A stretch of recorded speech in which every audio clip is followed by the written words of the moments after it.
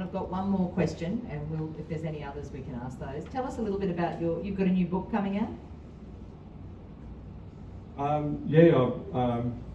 We've got we've got Dark Emu, which is the adult book, came in 2014, but last year, the start of this year, we brought out Young Dark Emu, and tomorrow it'll be announced as the Children's Book Council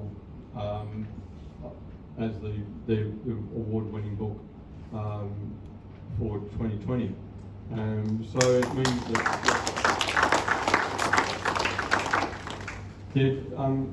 it's just about the story. You know, it's not about the writer, it's about the story. The story is really strong, but the thing that I'm loving is that kids will be able to read this story. And the book doesn't tell kids anything. It tells a story and virtually asks the kids, what do you think? You know, you investigate this. What do you think about this? What do you think about that? It doesn't say, you know, kangaroo grass is God or anything like that. It just says, Aboriginal people were growing this grass in this way. What do you think? So that the kids have to think about it for themselves. So that's very pleasing for me.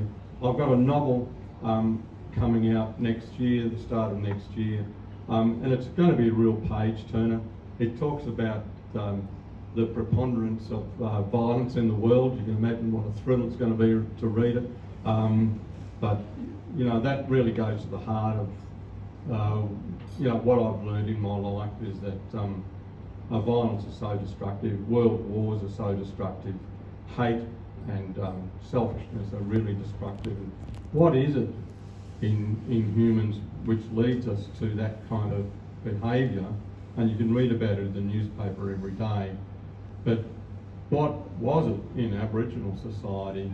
And you know, of course this is debatable, but you know that a society that's lasted 120,000 years without a land war had something going for it. They'd kill for it in Lebanon today or Syria. What is it where people can decide not to steal each other's land or house? That is going to be Australia's greatest export. Thank you so much. Are there any other questions before I